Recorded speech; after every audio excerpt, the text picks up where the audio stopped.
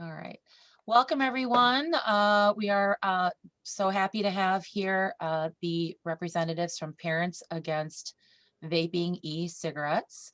It's a national organization, and they've been very helpful for me in my quest to find information. And I wanted to gather the resources and bring that to the city of Chicago and make it available because as many parents are finding, it's going on underneath our noses and we're not even aware of how serious it is and or how dangerous it is for our kids' health. So I will turn it over to Christina Curell. Hi, thank you so much. We're really glad to be on. I know we're doing sort of dual sessions tonight, so Rocky, we'll get introduced and he'll lead the breakout with kids. Mimi Boblik is PAVE's Director of Education. She's going to be taking the adults through our presentation. There's a QR code at the end. I'm PAVE's Education Manager, and I'll say that we really are powered by volunteers across the country. And if you have, passionate about this or you are a concerned parent and you want to get involved, we'd love to have you join us. So please either use the QR code or I'll send a link after, and we'd love to hear from you, hear if you have a story, if your family's dealt with this.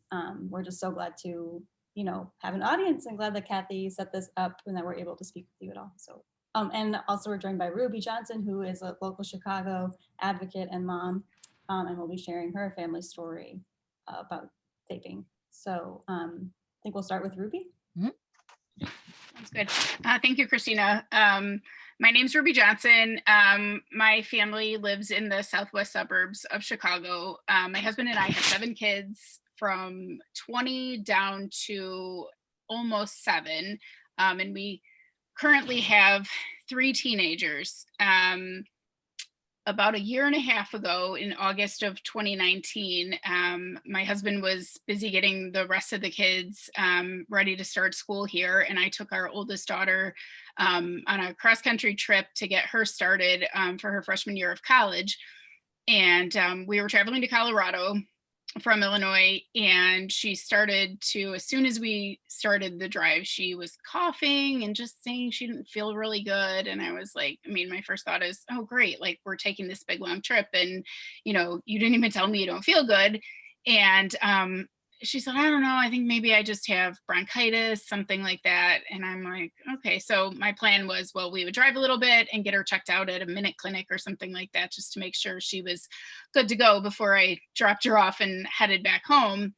But as we kept driving, I realized that she was sicker than I thought, and she was running a fever. She was having, a difficult time taking a deep breath, and was starting to complain that she had pain in her chest every time she would breathe. And I'm like, what's going on? And she fessed up right away and she said she'd been vaping. And as a mom, of course, the first thing I'm thinking is like, oh my gosh, I can't believe it. And also, how did I miss it? And by the time that we got to Colorado, there was no minute clinics to take her to. So we went to an urgent care near her college campus, and they took one look at her and told us that, told the 2 of us that she wasn't going to go anywhere unless they could kind of, get her stats a little bit more under control. And they did a chest x-ray, and it was funny because this nurse practitioner said, I think maybe you've got a tiny bit of, pneumonia starting on your lungs. Like, I'm going to give you a little bit of medicine. And so I took her back to the hotel room. They said we had to come back the next day. And when we came back the next day, she couldn't even stand up in the shower. She couldn't take a deep breath, and she was getting worse instead of better, even though they had started medication. So they sent us straight to the hospital, where things just continued to spiral. The more they treated her, the sicker she got. And this was right at the beginning of when we were starting to hear about these, mysterious cases of a lung illness related to vaping. And she was super honest with every doctor she came across. The only thing they asked is, are you a smoker? And she says, no. And she's like, but I've been vaping. And they were all kind of like, yeah, I don't think that's going to do that. And you probably just got pneumonia. And it was like the 4th doctor that we encountered, the one that was actually admitting her to the hospital, which for what he said was going to be a quick overnight stay, who said, I'm starting to hear some of these stories coming out of especially the Midwest. And he's like, that might be what we're dealing with. And she was admitted, but no matter how much oxygen they gave her, how much antibiotics, the steroids, she just got sicker and sicker until they moved us to an ICU room. And the next step was a ventilator, which thankfully we didn't get to because of the quick thinking of this doctor who really pushed the steroids and reached out to doctors across the country who were seeing some of these cases. And she ended up being the first confirmed case of this lung illness in Colorado. She spent a total of a week in the hospital and left with a whole bunch of steroids and supplemental oxygen, missed her move-in day for college and all the fun activities, you know, that that come with being a freshman in college. And it blew my mind as I sat there and watched, you know, her, who was days ago a healthy 18-year-old, like struggle to take a breath, you know, look like she was a lifelong smoker when she'd never touched a cigarette. And I started doing some research to see, you know, what is going on. And, you know, my kids accuse me of being the strict mom, the one who's in their business all the time. And probably the beginning of her junior year of high school, I remember finding a little cosmetic pouch in her bedroom, and I had no idea what it was that I was looking at in it. All I knew is that I didn't know what it was. So I started, you know, like Googling and looking around and figured out it was a jewel and the refills that went with it. And of course, when she got home from school and I confronted her with it, she gave me the standard teenage reply was, "It's not mine, I'm holding it for a friend." And so, you know, we did all the things, your bedroom door's got to stay open, all this. And we found something again. And that time she admitted, okay, it was mine, but I'm not using it. And we didn't see any signs after that, which doesn't mean she stopped. It just means that she got much better at hiding it. And we had no idea that by the time that she was hospitalized, you know, she was going through, you know, all of these jewel refills in a week, more than, you know, multiple packs of cigarettes. And you know, she started with flavored, you know, nicotine e-cigarettes, and unfortunately she branched out to, you know, products that contain THC. But in the time before she was hospitalized, it was mainly nicotine containing e-cigarettes that she was using. And the more that I researched when she was in the hospital, my jaw was on the floor to find out how these companies were targeting our kids, how they were marketing to our kids. And as my husband would tell you, I'm not someone who keeps my mouth shut very well. So I shared our story. I heard her talking to her nurse one night, and she just was like, everybody I know is doing this. Every single person I know has either tried it or is doing it on a regular basis. And she was like, I just can't believe I did this. And, you know, the nurse was like, honey, you got to get better, you know, but you can kind of turn your mess into your message and share this with your friends. And so, you know, my husband and I ended up switching places right before she was released from the hospital. And I went home to be with the younger kids who were starting school, and he got her all moved in, and, you know, her health, you know, got better and better until she could, you know, walk across campus to her classes and things like that. And she said to me, Mom, you know, I'm going to do my thing here, and you just go ahead and, you know, tell our story so that, you know, hopefully some other parents know what's going on and other kids are like, hey, I don't want to get sick. And, you know, it was a simple sharing of our story on Facebook, which kind of went viral. And, you know, I've had the opportunity to testify before Congress, to go to the State of the Union, and to partner with PAVE to educate other parents. And, you know, like I said, I'm the parent of 3 teenagers right now, and tweens too. And for them to see their sister be that sick, and to know that this is not just like something parents are saying like, oh, this is so bad for you, but I mean, these things are not good for you. And the way that they've been marketed, it's no wonder that, you know, that kids are picking them up, because they were always the intended target. So I'm grateful to be able to share our story and to partner with other parents who really are interested in making a difference. Excellent.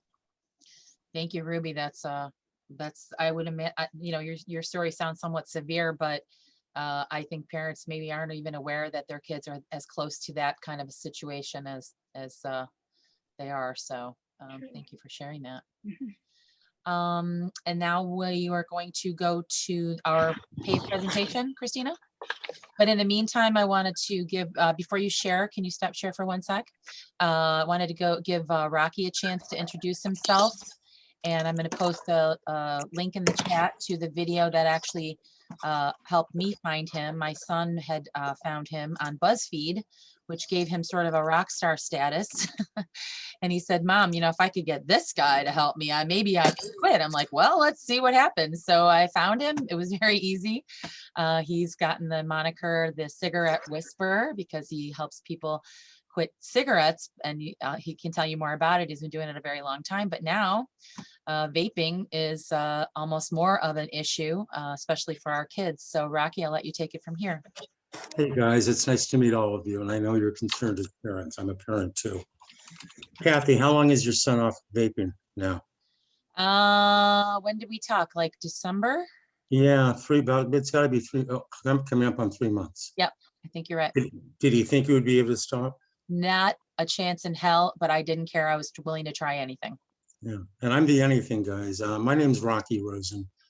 I am called the cigarette whisperer. I've been specializing in getting people off nicotine for, it's 30 years this year. And I'm an ex-smoker, a die-hard, never going to quit, gotta quit, can't quit kind of smoker. And your kids, I really want you to know, not one of you let your kid down if they're vaping. It is not your fault. Every one of us can remember being a teenager and going to some kind of party where somebody broke out a pack of cigarettes. Among you, who has never smoked a cigarette? And that's what happened with your kids. You're at a party, somebody breaks out a vape, it becomes the hip thing to do as a group. But then what happens to a lot of them is, we don't care if our friends are with us or not. We want to vape. And all of a sudden, it does become an addiction. But there is a way out. And the way I teach people how to get out is I teach people how to use the urges and not fight the urges. Most stop smoking methodologies are all designed to try to make the urge to smoke go away, but it doesn't. And then when I say urge to smoke, I also mean urge to vape. So I teach people how to lean in instead of run away. I just want you guys, if it is your child vaping, I want you to forgive yourself. It really is not your fault. And I've got a joke. Do you know why vapors cross the road? Why? It's because people are telling them not to. The more we tell people don't do it, the more we're actually saying go ahead and do it to them. Before we're done, there's not one person here who I wouldn't like to have my name and my phone number. I wouldn't be happy to talk with you each individually. I've been featured on the TV show The Doctors, helping a heart attack victim stop. BuzzFeed, as was just mentioned, did a story about my program. If you were with a child who was vaping, and if you want to gauge their desire to stop, and I'm gonna stop after this, all you need to do is ask them, do you wish you weren't vaping any longer? If they say yes, there's going to be something we can do for them. If they say no, there's nothing anybody can do for them. It's until they wish they weren't doing it that they're going to be able to make that. Not be here, it really is. It blows my mind. And it's nice to meet all of you. Thanks. So if there's anybody that would like to join Rocky in the breakout room, he's going to go ahead and make a presentation about his methods to help people quit.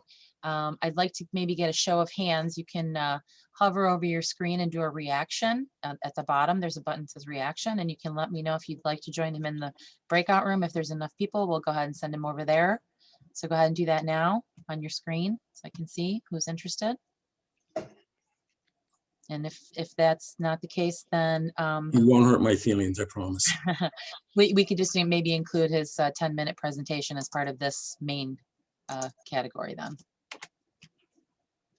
All right, Rocky, looks like there's one. Okay, so it looks like we'll maybe keep this all in one group. And after PAVE is done, Rocky, then you can do your presentation on the same screen. Does that sound good? Perfect. All right. I'm ready when you are. So Christina, go ahead and share your screen. Okay, thanks. I'm not sure if she already jumped off, but I just want to say thank you to Ruby because I know she has to leave early, and I'm sure, as you all know, it's very powerful for her to share what her family went through, and we appreciate her. advocacy on this issue. So I'll pass it Yeah, over. she's been tremendous for us, and you know, it's a cautionary tale, but a really powerful one. And we learn a lot. And as Rocky said, it's not about parenting. The vaping community will tell you they want you to believe it's because of bad parenting, but it's bad policy. So part of what PAVE is doing is trying to change policy by advocating across the country with parents like you all, advocating across the country and pressing lawmakers to change the laws, frankly. And Chicago does have now a flavor ban, although it's not a complete flavor ban, but there is an e-cigarette flavor ban. So that's a start. You know, we would love to get all flavored tobacco products off the market because they're initiators for kids, regardless of whether they're cigarettes or e-cigarettes or menthol or cherry or strawberry or gummy bear flavors. So, but welcome everyone. My name is Mimi Boblik. As they mentioned, I work with PAVE. I'm a volunteer. Just like most of us on the team, we are volunteers. I joined the founders in 2018 when I found out my child was vaping and realized, as Ruby said, how nefarious it is and how easy it is for kids to get caught up in it. Back then, there were no labels, warning labels on the products, no ingredient labels. There was nothing to tell kids that there was nicotine in these and that nicotine is highly addictive. My daughter said straight up, this is flavored water. And so we'll share later that it's absolutely not flavored water. In fact, it's quite different than flavored water. So I just wanted to share that I am a volunteer, as I mentioned. And most of us we have kids who have been vaping or just are interested in educating parents. Our goal is to protect kids. We are not trying to tell adults what to do. Adults can make their own decisions, but our priority is to protect kids. So that's what we're about. And so I just wanted to keep that in mind for people who might be advocates here for vaping and for keeping the vapes on the market.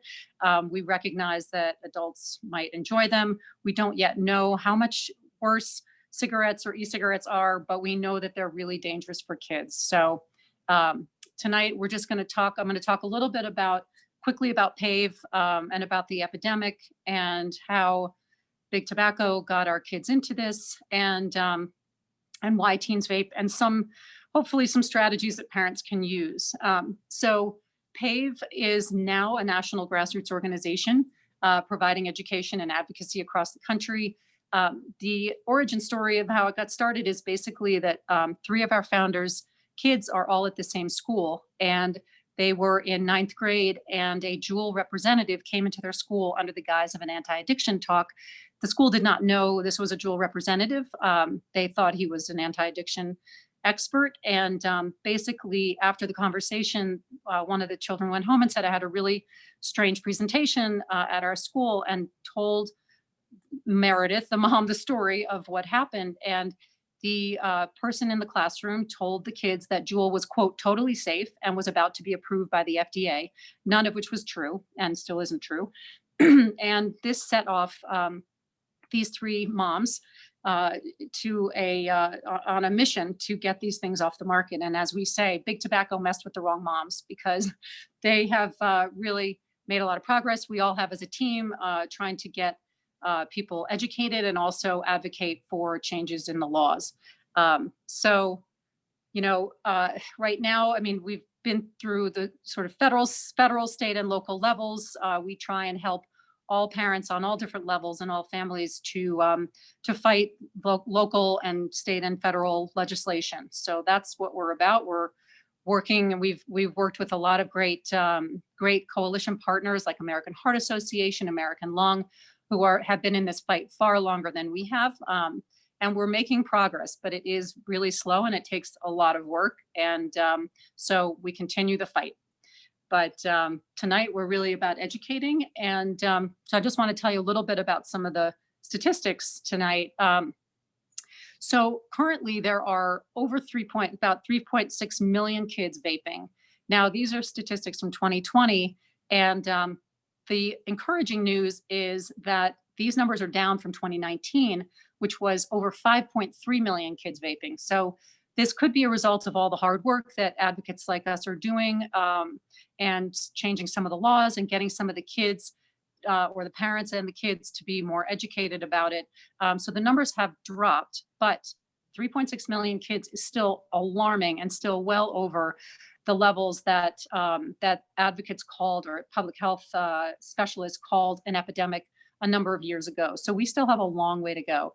The bad news is that kids who vape now, we're showing possibly higher levels of addiction because there's a higher level of use. So this year we found that kids who vape are currently vaping more than they did before.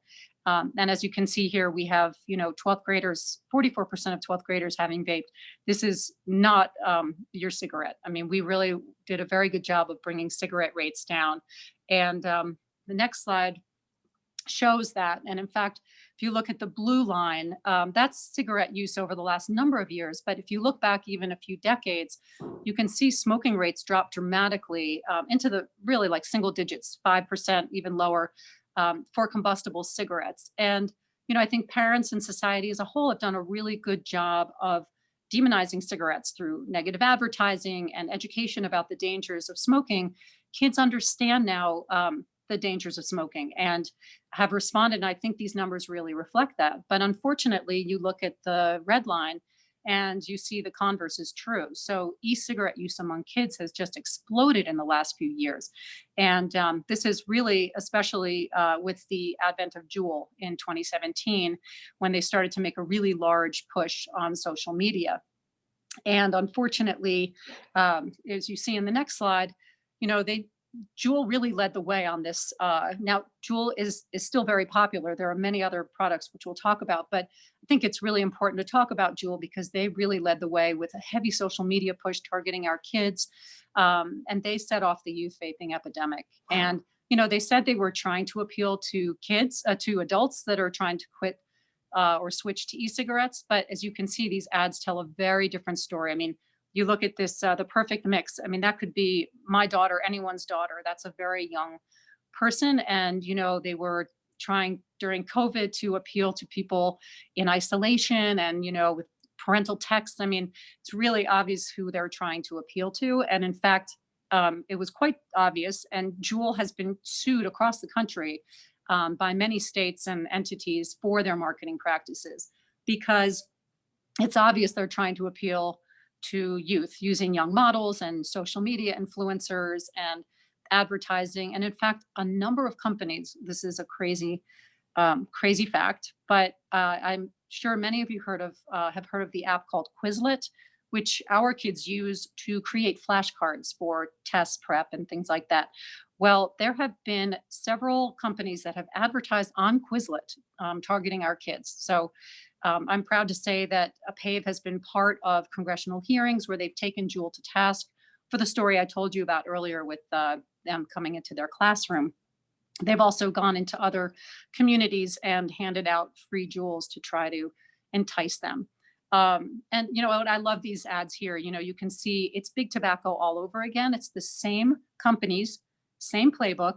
It's just a different product, slightly different product. So you see on the left, more doctors smoke Camel than any other cigarettes. Now you have scientists backing e-cigarettes.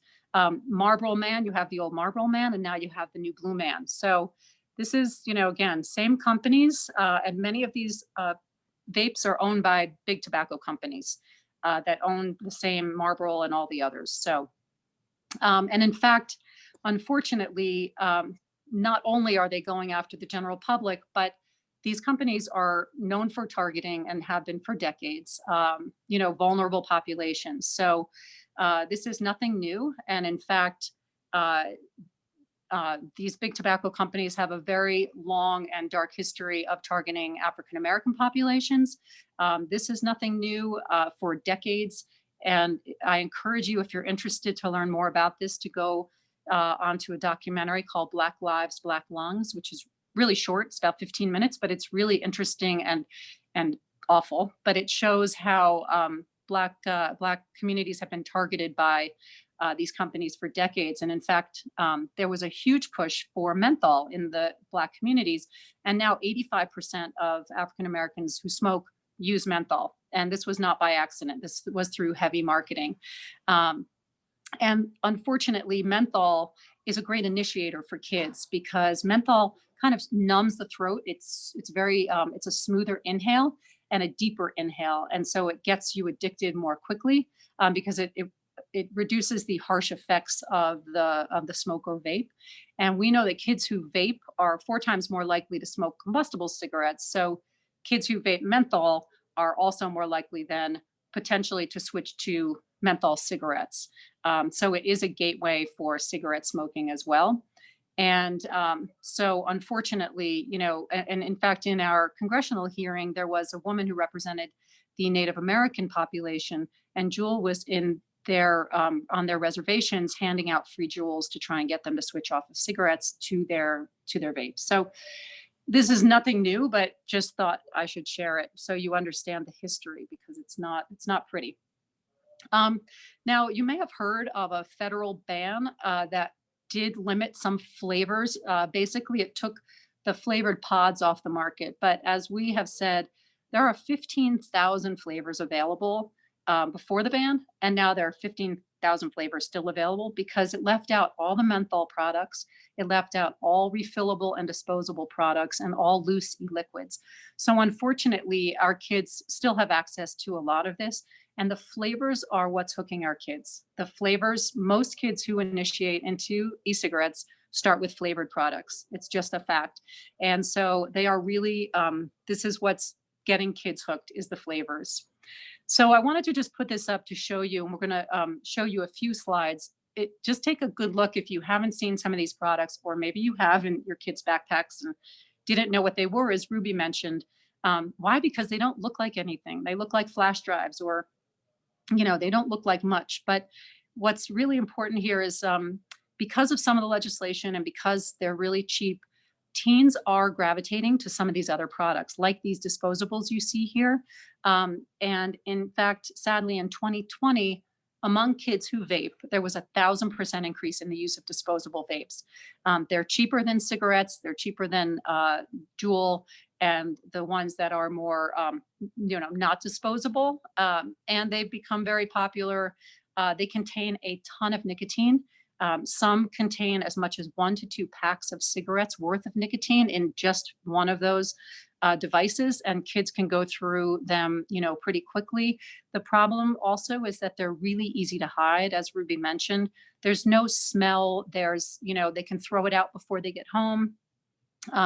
These are some of the pod-based devices, including Juul on the left side, which looks like could look like the charger looks like a flash drive, and so they look like something they're not. So it's just important to be on the lookout. Those little those things on the left of the Juul are the Juul pods, which are filled with the e-liquid. They're pre-filled, and you can buy those pre-filled. And then kids know also how to go on YouTube. They look at videos. They can break open the pod and refill them with other things, including THC and other loose e-juices. So, which is also really not safe to do. Juul also contains a ton of nicotine, up to 1 to 2 packs, depending on the flavor. So these are really, really heavy nicotine, highly addictive. It's a special kind of e-liquid that we'll talk about. These also to be on the lookout. Again, some of them look like highlighters. I mean, the Soren, some of these look like nothing. They come in really fun flavors, but it's important. These are e-liquids, refillable tanks. So you buy the juice, you buy the container, and they have to fill them themselves. They're a little bit harder to use, but again, because there are 15,000 flavors, it's really fun to buy, your favorite flavors. And unfortunately, if you're trying to tell me in legislation that adults need 15,000 flavors to quit smoking and start using e-liquids, I can tell you it's probably not true. These are targeted to kids.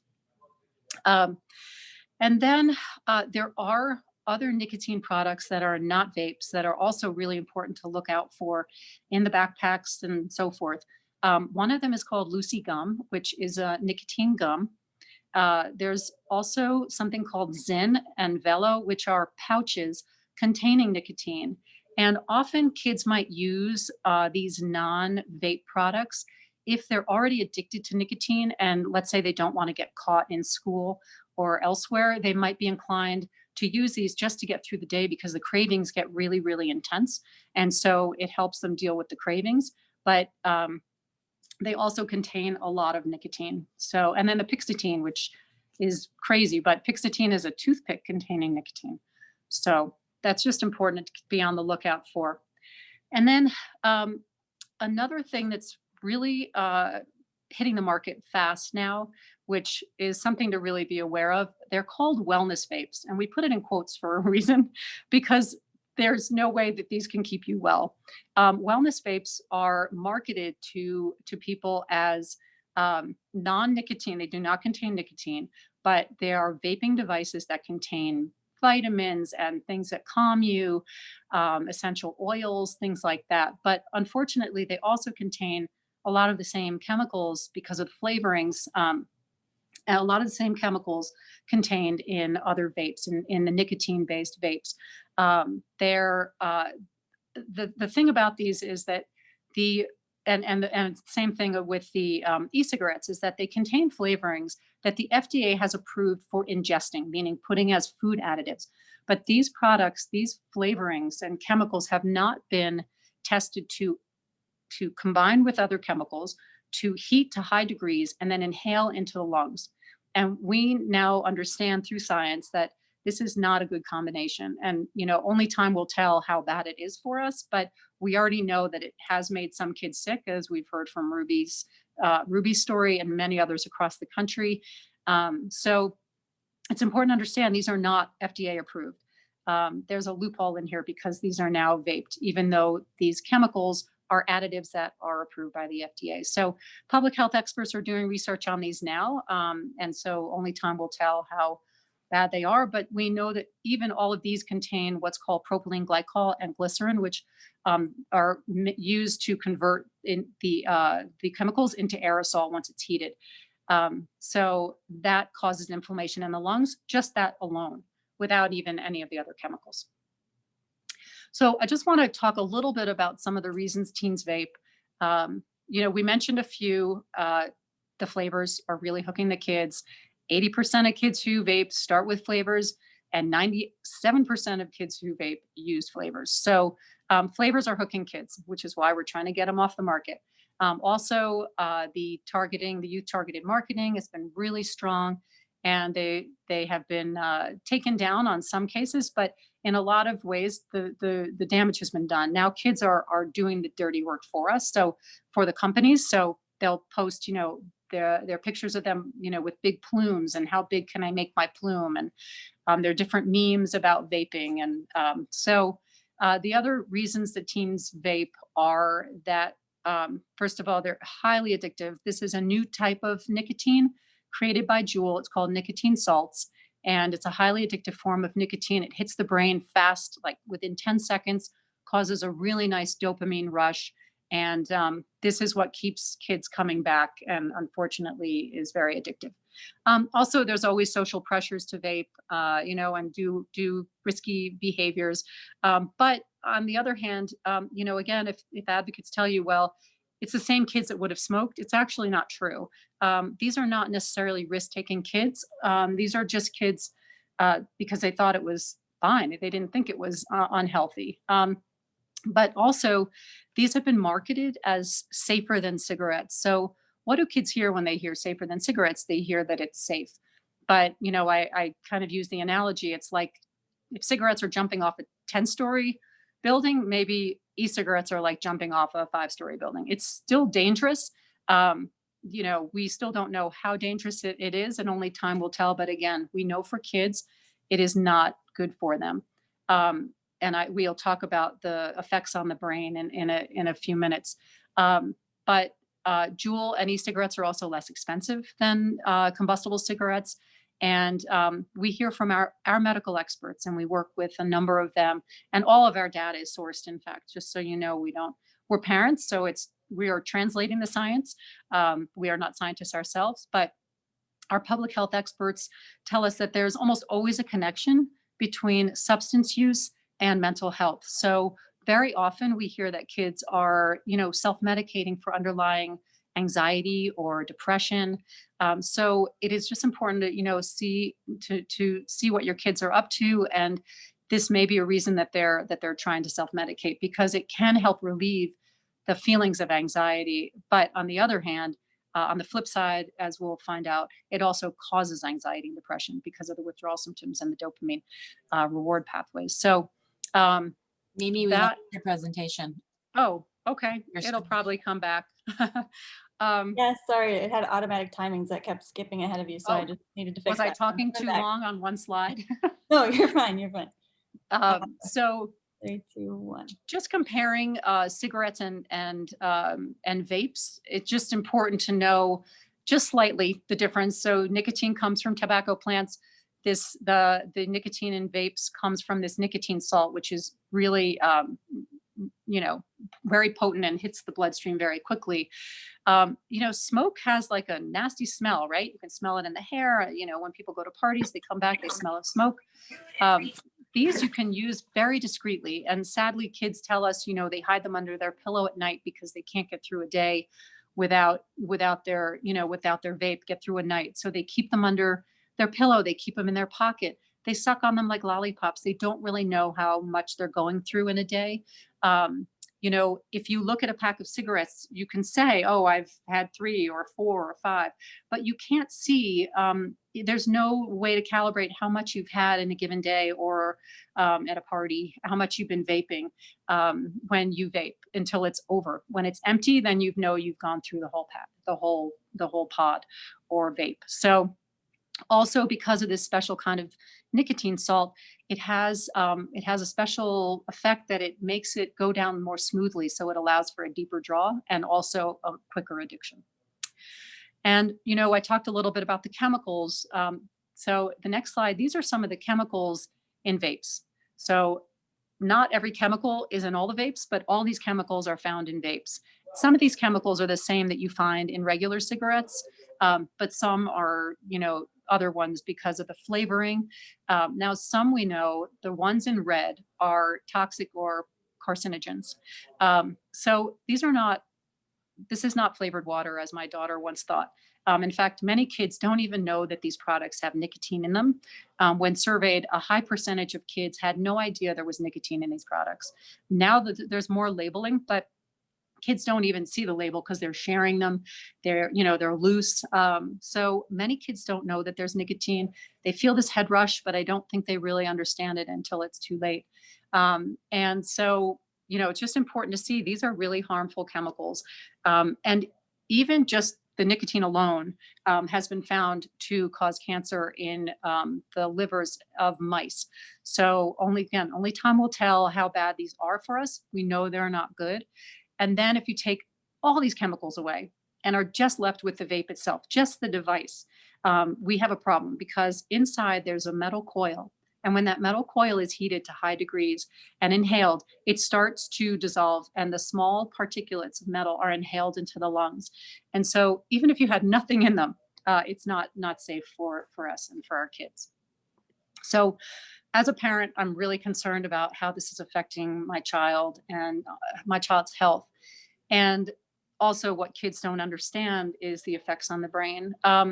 So one of the things I think companies know very well is that 90% of people who struggle with addiction of any kind started before the age of 21, which is why they want to get our kids hooked before 21, because if they get them young, they're going to have them as lifelong customers, right? But what we now understand is that the developing brain continues developing until about 25. And until then, the brain is highly susceptible to addiction. And starting very young, and kids are vaping as early as 9, 10 years old now, their brains are even more susceptible as it's what I call it like a squishy brain. They're more open to addiction, and nicotine is really addictive. I mean, I've been told it's as addictive as cocaine and heroin, and it's really hard to quit once kids are addicted. So what's happening just quickly and what's happening in the brain is that when I take a rip of my jewel, and they call it a rip, it's like an inhale of a jewel. What happens is that I get a dopamine release. That's the pleasure transmitter in our brain.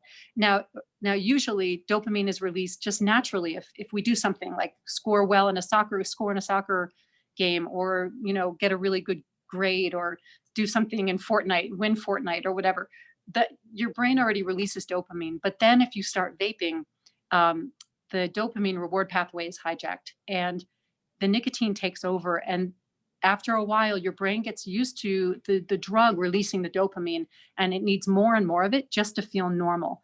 And that's why when kids start to try to go off it, they have really intense cravings, and because of the addiction, the dopamine release, they're not able to get it just by these normal activities that they used to get it.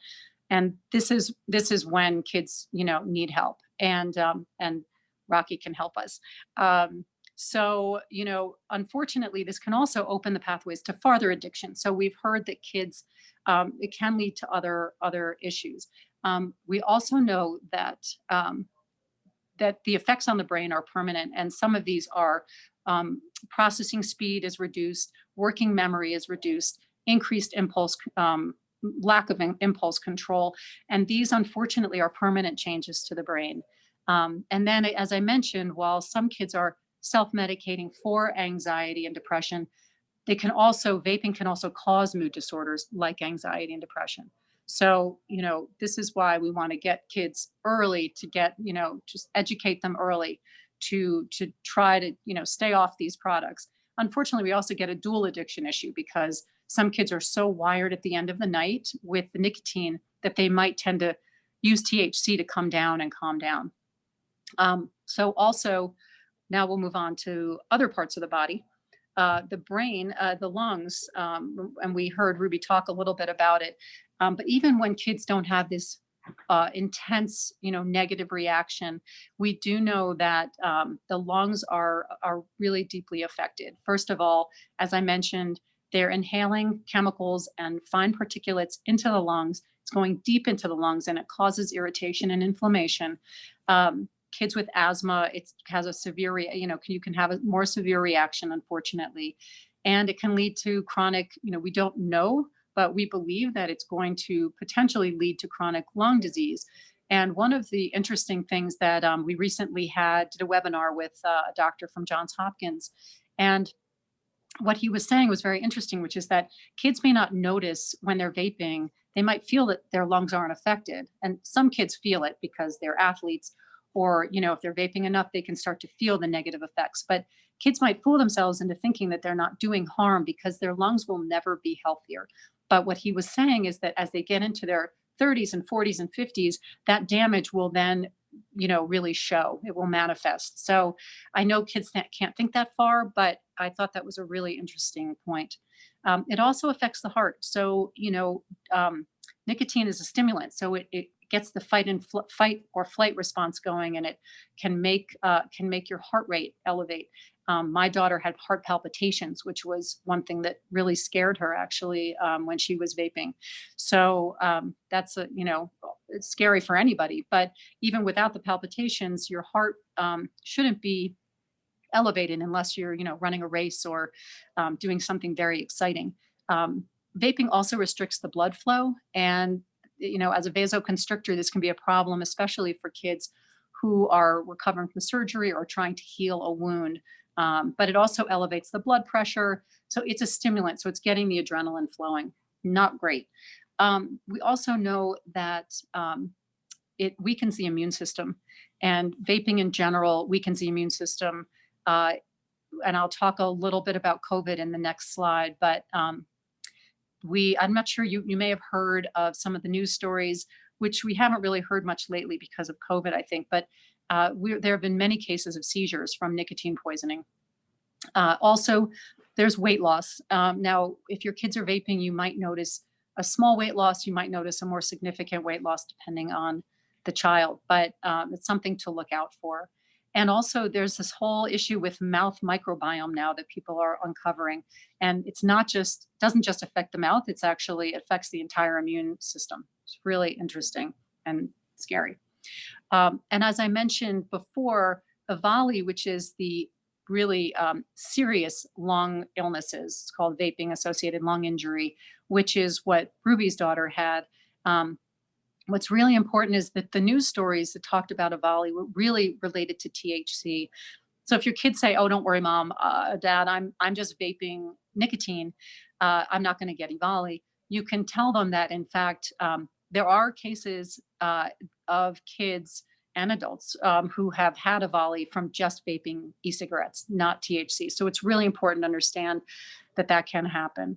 And in terms of COVID, now we have an additional risk because, as I mentioned, vaping does suppress the immune system, and youth who vape are 5 times more likely to be diagnosed with COVID. Now, there's a variety of reasons for that. It's not just that the weakened immune system; it's also that kids tend to share vapes, and that's one way to catch it. But because of these various reasons, kids who vape are at a much greater risk of catching COVID and also of having a more severe reaction to COVID. So it's kind of scary in these times. It's a really good time to tell them to quit and see if, and maybe get them to motivate to quit because it's just more dangerous. So I don't know if you've heard of this or seen this. Sometimes school districts set up these fake bedrooms in gyms just to show parents where things can be hidden, and it's just really interesting. And there are a lot of ways that these things can be hidden. So just to look at this one, you can see things that look like highlighters and pens. But if you look now, you'll see these are where they're hiding. So some of these are weed pens, some of them are e-cigarette vapes. But it's just important to, go through your kids' rooms once in a while and just let them know that you're aware and that you care about them and really want it. But it's important to educate ourselves about where these things are hiding because they're right in front of our faces. And I missed it. I can say myself that I missed it. So just briefly, I've talked about some of these signs, but the signs of vaping that we should be all aware of are, and again, and I preface this to say that some of these are just teens being teens. So it's really hard to know what's, a vaping addiction or a vaping habit versus just a kid being a kid. Frequent excuses to go to the bathroom or be somewhere outside, or as we mentioned earlier, Kathy and I were talking about the window in the bedroom open in the middle of winter, which is kind of odd. Maybe they have incense going. There's a sweet smell as well, because as I mentioned, it's an aerosol. So imagine like hairspray where a cigarette might dissipate. You could smell that stuff, but the vapes, it will rest on the hair and the clothes. So if you, kiss your child goodnight, you might smell this smell that is a bit of a sweet smell or minty smell. It might be vape. Also, there might be a cough or dry mouth, which it comes from the propylene glycol in the vapes. And different products in their rooms that you don't recognize. That's another sign. Secretive attitude. Well, good luck with that. I mean, most teens do leave their doors closed and are quite secretive. But also changes in sleeping patterns. As I mentioned, it's a stimulant. So a lot of times kids will have trouble sleeping, or they may seem very wired at night and have difficulty. It may be because of the nicotine. This raspy cough or a dry cough. My daughter had a dry cough and I just thought it was allergies, but again, missed that sign. Anxiety and irritability. Good luck with the teens, I understand. But with nicotine and with nicotine withdrawal, there can be this, mood swings and anger and outbursts that are unusual for your child. So, and then something called NICSIC, which is just loss of appetite and a weight loss to be aware of. So what can we do? This is a little tricky because every family is different. Everyone talks to their child differently. Everyone has a different relationship with kids. And I'm sure Rocky will have great strategies for us as well. One thing is, and this is not a judgment issue, is just that if you cannot smoke or vape around children, around your kids, and just model the behavior you want to see, that can be helpful. If you can't, it's, maybe to just try not to do it in front of them, if it's hard for you to quit.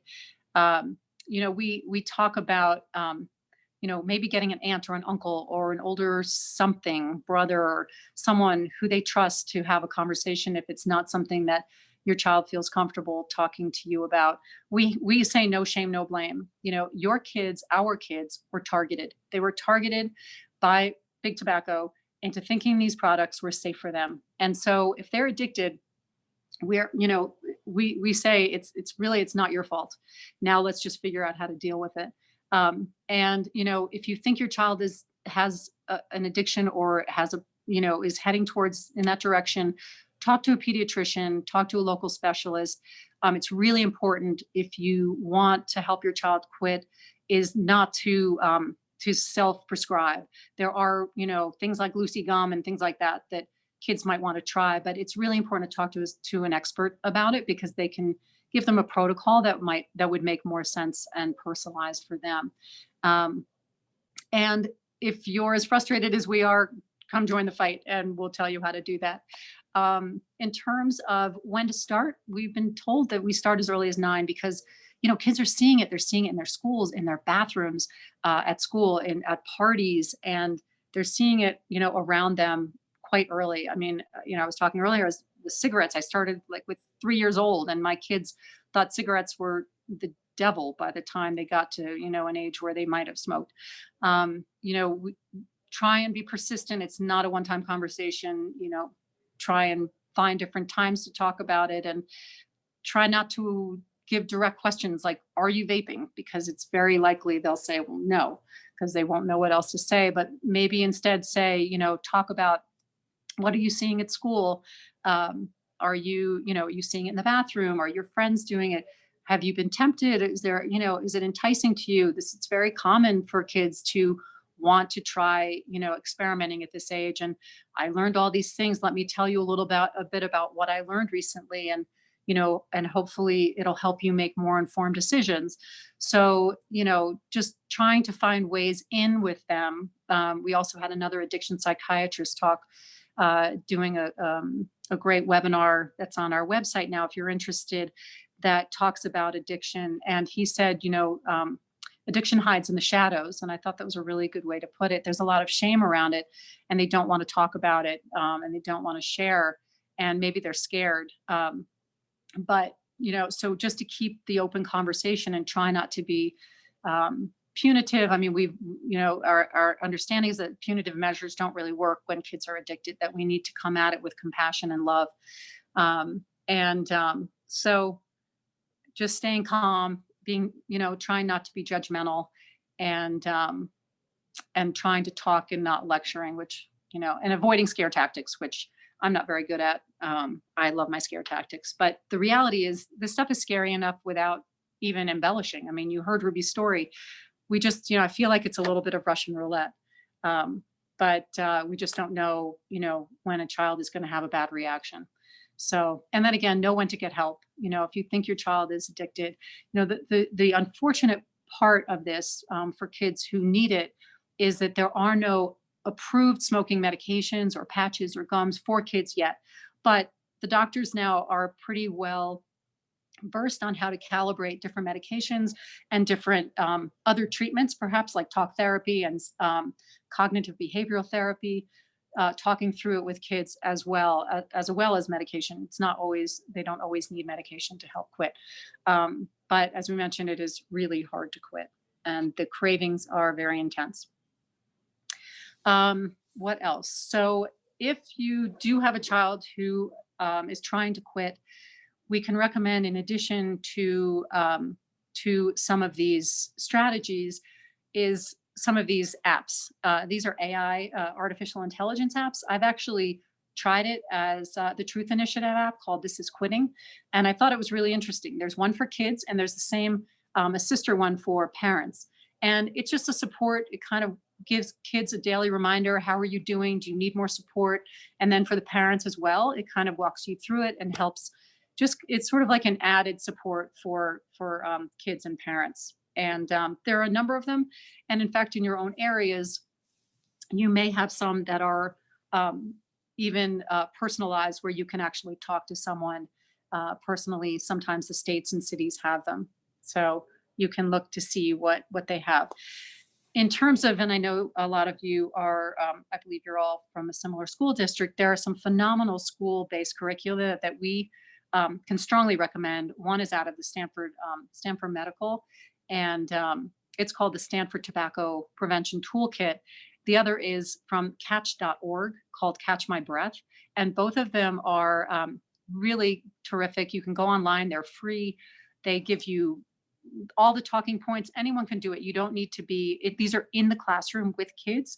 You don't need to be an expert at all. You can be a nurse. You can also be a PE teacher who knows nothing about vaping or any kind of health related issues. Any teacher could do it. They're multi-day programs. You can do it in classroom, and they have all the talking points, slides, everything you need to get it done. So that is the main part of the presentation. I know we've taken a lot of time. There may be times for questions, but if I could kindly ask you, we are really eager to get your feedback. So, and also if you want to join us, you can just open up your camera and point it to the QR code. I think we're also used to QR codes now with COVID. And just open the app, and it'll give you just a couple of questions and ask for feedback. So we hope that this has been helpful. If we can't get to your questions tonight, please feel free to reach out to us. We're available. We can answer your questions on email. Happy to talk to you and share local resources. Also, you can go on our website. There's a lot of resources there, including some pre-recorded webinars with doctors and things like that. So happy to help. Just looking at some of the questions, I think, because do we want to, is Rocky going to talk? Because if he is, we can do Q&A either at the end or by email. Yeah, let's let Rocky go ahead and talk, and then we can see any other questions. There's one question in the chat right now, so we'll see if we get any more. So Rocky, Right here. take your Let me figure out how I can take the screen. oh Share yeah, we had screen. to stop sharing. Oh, yeah. Okay, go ahead, Rocky. Okay, give me 1 second. Okay. So hi, I guess I've got a lot of parents, and I hope you unmute for a second. Are there any kids here? And by the way, everyone, I know we said we were going to keep it to an hour. Rocky's just going to go for about 10 minutes and talk about if you do have children that are vaping, maybe you want to quit yourself. He has an awesome program. I've been through it myself with my son. Really did not think it was possible my kid could quit. He'd been vaping for 3 years, really hard, and he's been off of it now for 3 months solid. So yeah, he's 17, so it's absolutely possible. So any kids on the Are there any kids, or are there anybody here who vapes? I don't know. I can't see any answers. I don't think they can unmute themselves. Maybe just put it in the chat, everybody. Yeah, and I won't see the chat right now because I went to the large. I'm watching it. Yep, go ahead.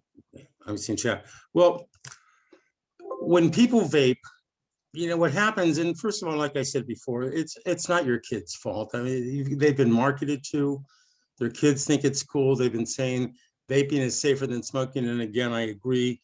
You know, kids hear that as being it's safe, and I always said, unlike the building, saying that vaping is safer than smoking is like saying a heart attack beats a stroke. It's neither is good for you. But if you wish you didn't vape, and this is the question you want to ask the ones you love. If you find out they're vaping, you want to ask, not do you want to quit vaping or not yell at them, do you wish you didn't? And if a person doesn't say they wish they didn't vape, there's not going to be much you can do for them. But if they say yes, there's a lot we can do for them. A lot of people just feel absolutely stuck when they're vaping. They don't know to go left, right, up, down. I don't want to do it. I got to do it. I don't want to do it. And they're just stuck in this place where there's no place to go. And what people need to understand is, you know, I've heard nicotine, the word nicotine repeated over and over. I'm going to talk about nicotine later. But I want people to understand that anytime somebody's going to stop practicing what is an addiction, it is going to be uncomfortable for them. Stopping vaping is always going to be uncomfortable. I don't care when, where, how, why a person does it. There's going to be some discomfort. But you know what? The vapor is already uncomfortable for some of the side effects you're already feeling. Kathy, I don't know if you're off mute. When we were working with your son, before he worked with me, what did he tell you about how he was feeling from his vaping? He felt terrible all the time. Physically or mentally or both? Both, absolutely both. There's a lot of guilt, always hiding everything. you know, physically too thirsty, couldn't sleep, all kinds of stuff. And there's a reason they can't sleep. Nicotine is a stimulant. Nicotine always makes the heart work harder than it needs to.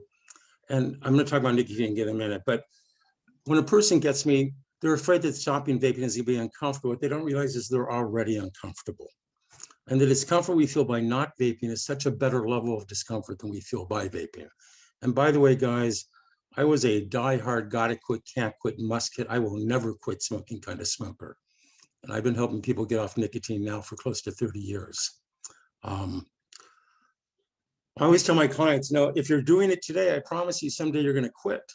But the question you want to ask yourself is, you want to stop in good health or you want to stop in bad health? It's up to you. And what's some of the bad health? I mean, this is just the reality of it. Some people's vapes blow up in their mouths. Some people become born again, not vapors, when all of a sudden, as a teenager, they find themselves in hospital on a ventilator, hard to breathe. And then we see these symptoms of nicotine poisoning. I'm going to talk about nicotine poisoning again. I'm going to get to nicotine in a minute. But do you guys want to know what the $1 billion secret to quitting smoking, the $1 billion secret to quitting vaping is? It's really simple. Whenever you're ready, don't take the next rip. Don't take the next hit. That's what it takes to stop. And stopping is simple, but it's not easy because our mind wants to complicate it. And I make not taking that next hit, not just something simple for some person, but something very doable for them. And I always tell my clients that when we're vaping, when we're smoking, it's like a bullet has been fired. And the question you want to ask yourself, you want to wait till you get hit by the bullet, or do I get out of its path? Here's a guy. This is a MRI. This kid had a vape blow up in his mouth. Look at the damage it did to his face. Look at the damage it did to his mouth. How much pain must that be?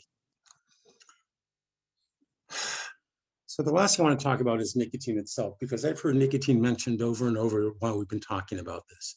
And yes, nicotine is the addictive drug found in tobacco that keeps a person going back. It's the ding, ding, ding they're looking for. But who here, and I wish you would unmute, who here really knows what nicotine is? And I'm willing to take a moment, let's anybody answer that question. What's nicotine, guys? You can also put it in the chat if you can't unmute yourself. And I don't see the chat on my thing for I'm some watching reason. it. Yep. Oh, I see it, chat. Anybody know what nicotine is? What's funny was when I was on the TV show, The Doctors, none of the doctors knew what it was. Here's what nicotine is. And I didn't write it down, I had to have written it down. Oh, there it is. Here's an dictionary definition of nicotine. Nobody ever talks about this. Nicotine is an insecticide.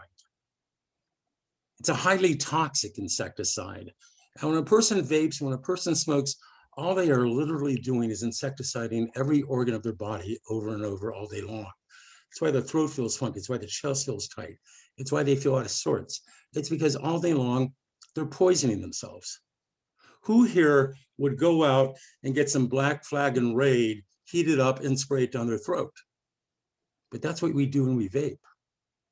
If our kids could realize that this is insecticide, I think, and I don't know why this is not nationally known, because every time I get interviewed, I always try to make sure people understand nicotine isn't just, if a person took, Kathy, if your son took in one hit, the amount of nicotine he would normally do in a day, but he took it all in one hit, he'd be dead before he hits the ground. It's that toxic. So boom, boom, boom, boom. We've already talked about COVID-19 and vaping. People who are using nicotine have a much worse results with COVID than people who don't, just as far as a general number. And this is not something that you guys haven't already heard. So to wrap it up, I'm a personal stop smoking trainer. I get people off of nicotine, whether it's smoking, vaping, or chewing. I can have anybody off of this stuff in 3 days. I always do a free consultation. Am I right, Kathy? Yep. There's no pressure. There's no obligation. And I promise you, I'll take a couple of hours with you. And if we're not a good fit, I will let you know, and you already know. But if we are a good fit, if I'm somebody who can help your kids, if I can't help them, I'm not going to hurt them. But if I can help them, I'll have them off before they know they stopped.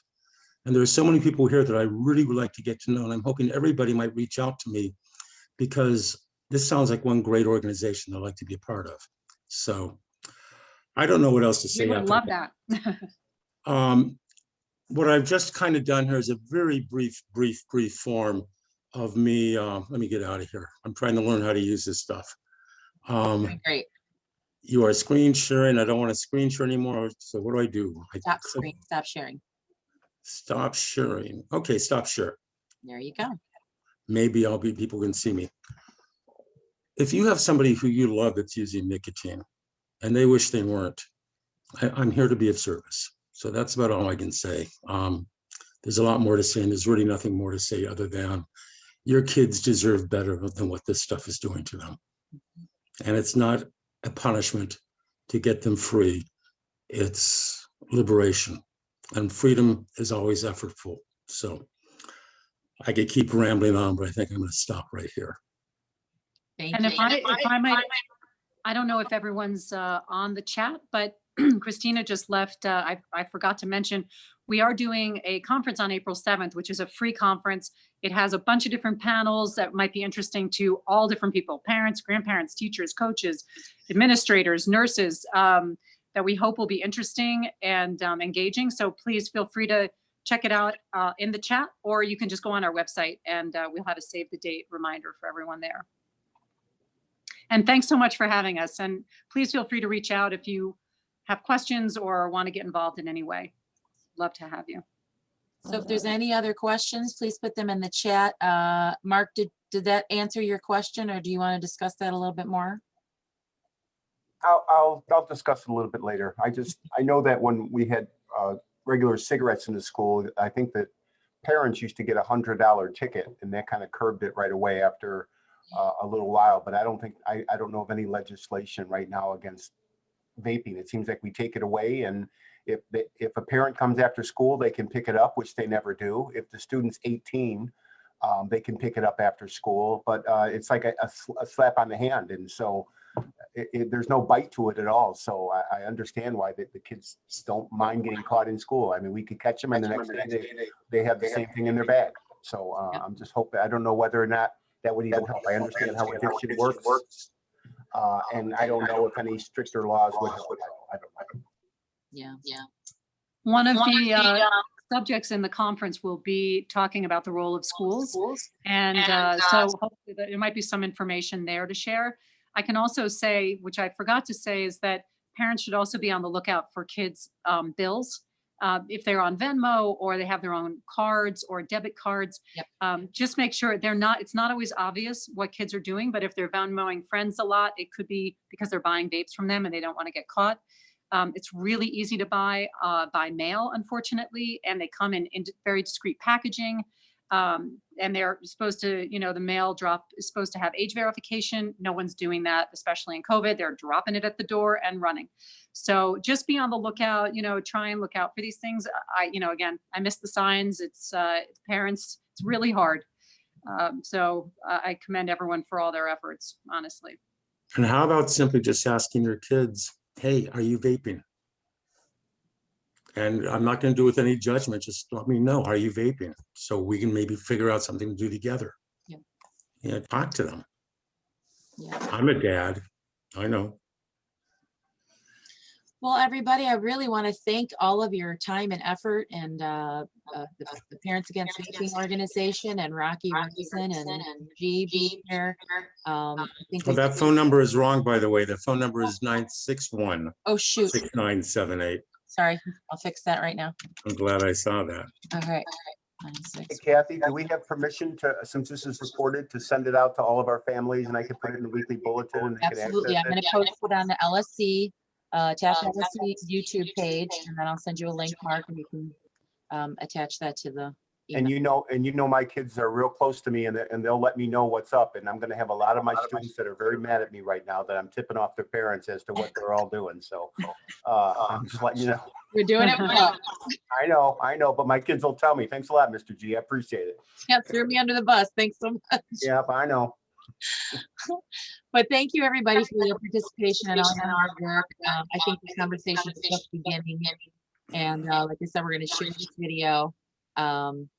Please share. And, if the demand is there, we can do this again. And, you know, once back to learning, we can do some things in the high school. But I envision this as an initiative that really needs to be pushed forward. So post it on your Facebook page, maybe link this up on the YouTube page, and you know, tell your friends to talk to their kids about it, because they don't even know what's happening. Thank you so much. Thanks for making this happen, Kathy. Thank you, everybody. Thank you. Everybody Thanks stay so much. safe. Have a Stay great safe. night. Thanks, Kathy. Okay. Thank you.